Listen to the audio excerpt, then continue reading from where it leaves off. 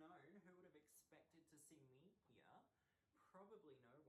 Who's wishing they got to see more of me? Also no one.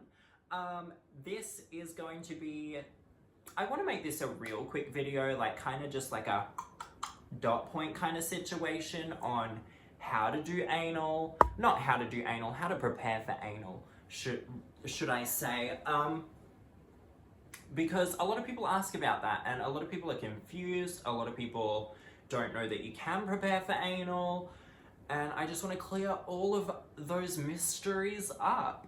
But before I do, you can subscribe to the channel and follow me on Instagram, jolene.dawson, follow me on Twitter, jolene_Dawson, my OnlyFans, which is Jolene Dawson, my Pornhub, which is Jolene Dawson, but everything will be linked below, and you probably came here from my Instagram anyway, so you're probably caught up on where to find me if you need to find me or want to, you know, see what I'm up to, but I'm sure this is more than enough if I'm honest. I don't think I'm that entertaining, but some people think I am, especially with this little eggplant tattoo. I always forget about that. But what was I saying? Preparing for anal. So my first tip would be definitely find a supplement that works for you and is designed for the purpose of preparing you for anal. Things like Pure for Men. I've heard Metamucil works. I think, yeah, Metamucil. You know, that kind of thing. Those kind of like fiber supplements. And I also take collagen and biotin together, which is really for your hair, skin, and nails, but it helps with like elasticity as far as the actual like skin goes, because you don't really want any tearing. So it definitely, for me, I feel like it works. It probably doesn't. I think that that helps because I don't really have too many situations where there's, you know, any problems or irritation, and I really definitely think that's one of the main reasons. So I would definitely look into some of those.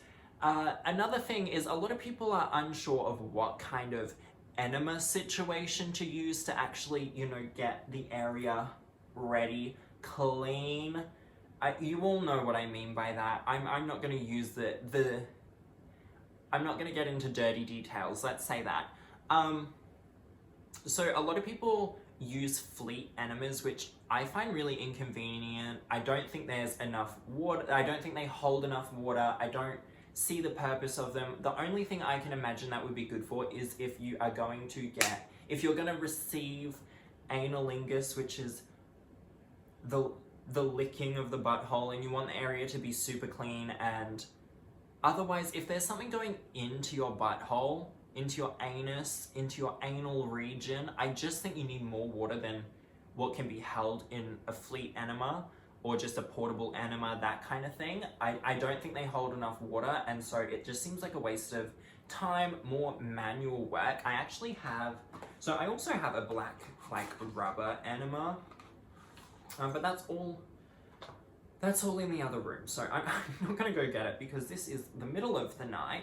But this is a fleet enema. I should have shown you the box actually. It looks like this. You can buy it at the chemist. I got this from Priceline if you're in Australia. So it has some directions where you do those positions. And yeah, but you can also do it on your back and just insert this bit. So the tip is lubricated. This is like a saline water. Yeah, sodium phosphate. So you can also kind of need to be careful about that because sometimes your body can react to salt water. You know, like if you drink a lot of salt water, you'll throw up. If you squirt it up your butt, sometimes it can have you on the toilet for longer. That's more like if you have some situations where you need a quick escape. That's kind of what that's for, like if you're backed up, to say the least.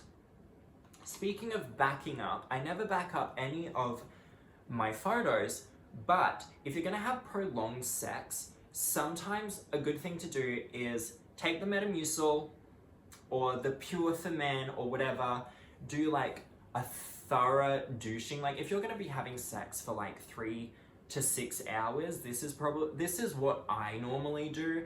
So I won't eat all day. I don't recommend not eating all day, it's really bad. I'll have 3 squares of Turkish Delight, not Turkish Delight chocolate, the actual like Turkish Delights, the like jelly rose water. I'll have 3 of them throughout the day. I also sometimes take a Panadol for like the headaches, which is like, I definitely don't recommend doing this particular part, but this is what the dietary, the starving yourself, I don't recommend. This is what I do. I don't eat, I have some Turkish Delight, have some Panadol for the pain, and then you do like a douching session, if you want to call it, whether that be with one of these guys or a tap attachment. And I'll get into tap attachments in a minute.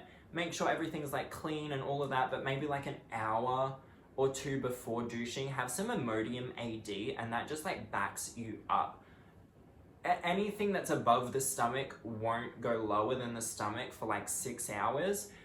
So it's a really, that's what I use to like prevent any incidences or anything like that. If this is too confusing, I can definitely do a part 2, but again, this is just rapid fire points. You're probably already having anal sex and you just want some additional tips or advice. Imodium AD backs you up. You have to use it in the right kind of way to make sure that it doesn't make things worse.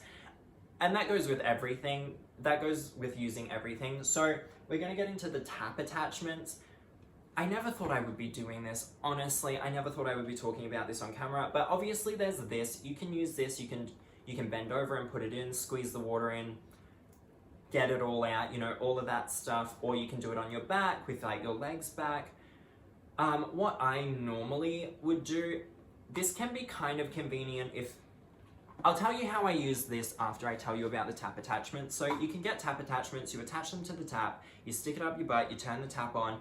I recommend having the tap going before you put it in, but not have it going strong because you don't want like a stream going everywhere, but just enough so that there's no air in the tube, so you're not filling yourself with air, because that can cause a lot of damage. So do that. You don't want to turn it up too high, that can cause damage as well. This whole thing is like, you really have to use your own discretion. That's why like I don't think I have any like thorough advice. I can just, once I explain this, I'll tell you what I normally do. So you do that a few times until you know you're clean and ready, and then you know you lube up, you have sex, whatever. Or you do these about 1,000 times, because I just think these are so small. Like, I just wouldn't trust this. What I normally do with this is if I have already used like the tap situation, I might carry one of these. I might pack one of these when I travel or something like that, just for like a quick little like pick me up, a quick little like fresh and fancy, like make sure you're good to go situation. You know, like if you know that you're like, if you douche up before work and then you know that after work you have to like have a hookup, you might like take one of these with you so you can just like quickly like make sure everything's still good to go. That's normally what I have these for. I do have a few of them. But what I would normally do it in a regular situation, say like somebody is coming over with the explicit intention of having sex, like you were coming over for sex, this is a hookup, it's gonna go for like maybe 1 to 3 hours, nothing too crazy, but you know, long enough for it to be like a night's worth. What I would normally do would be, I wouldn't eat for the day, I would have my 3 cubes of Turkish Delight. I don't recommend the starvation at all.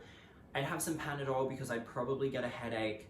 I take a little bit of codeine as like a muscle relaxant, or you can get muscle relaxants with Panadol. I'm not prescribing medication. Please do not take any medical advice from me at all. Speak to your doctor about it. Whatever they see fit is probably, you know, I mean, get a second opinion if you don't like it, but that's what I would normally do.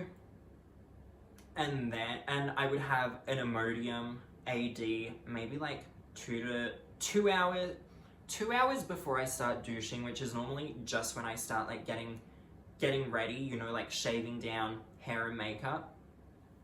And then I use the tap attachment up the butt. Make sure you change out the tap attachments like maybe like every 2 weeks, unless you're really going to clean them, because you don't want water sitting in there and then it going moldy, and then you don't want to be like putting like moldy water up your butt. That's such a bad idea. That would be really, really bad. You can also get ones that are like hot water bottles that you hang on a door and like the water just like comes down. I also don't see the point in that. That seems like a lot of trouble. I recommend the tap attachments. Again, Don't do it too like forceful, you'll cause damage. Just do it long enough until you feel like you're right. Like your body will tell you what's right. And so once I'm done with that, then I'll probably just get some, you know, Vaseline the area, make sure the muscles are ready, all of that stuff, and then be like, yeah, I'm ready, come over. And then that's how it would go. I hope that's enough like details, because I think people wanting tips on anal are probably already doing anal and know how to douche. I mean, this isn't hard to figure out. You put it up your butt, you squeeze it, and then you let it all out. This is the most disgusting thing I've probably ever said on camera. This whole conversation, I don't really like talking about this kind of stuff, but a lot of people ask, and I do have a lot of tips. So just to recap, supplements like Pure for Men, Metamucil, there's other ones, but those are like the brand names that everyone knows. But they're really just fiber supplements. You can get like off-brand ones as well. I'm sure it really doesn't matter. Imodium AD, if you're really gonna have like a long time of anal sex, you have to use it right though, otherwise it might make things worse. Then douche up. If you're gonna douche up in before you go out and then you're gonna go back somewhere, do a lot of douching and then just take one of these for a quick little up the butt. Up the butt, no babies, you know how it goes. And then, yeah, lube up, make sure that you're relaxed, make sure that you're like comfortable, make sure that the person you're with is comfortable. And here's another thing, so like, if a guy's gonna fuck you in the ass, he knows that it's going in your ass. Like, what can he expect? You know, if something happens, it's not the end of the world. Don't go like crying about it, don't stress about it. Obviously you want to avoid it because it's like, one, unhygienic, two, just nobody wants that, we know that. Well, I guess there are people that want that, but you know what I mean, like nobody wants there to be any situations during, but I just don't like go killing yourself over it. It's not the end of the world if it happens, you know. I do say that, but every single time I'm so afraid that there's gonna be like a situation, and I know I would be a mess. It hasn't happened yet, but like I would be so depressed or whatever. It would stress me out. I know, so I get it, but I just want to give you all some advice. Like, don't worry too much about anything, really. Like, it's just sex. It's just a dick up the butt, or whatever else you want to put up the butt. I don't know why I'm trying to make this like an inspirational moment. As you can probably see, I'm very tired, and I know I said I wanted to keep my channel like chipper and hippie and whatever, but I think this is fun.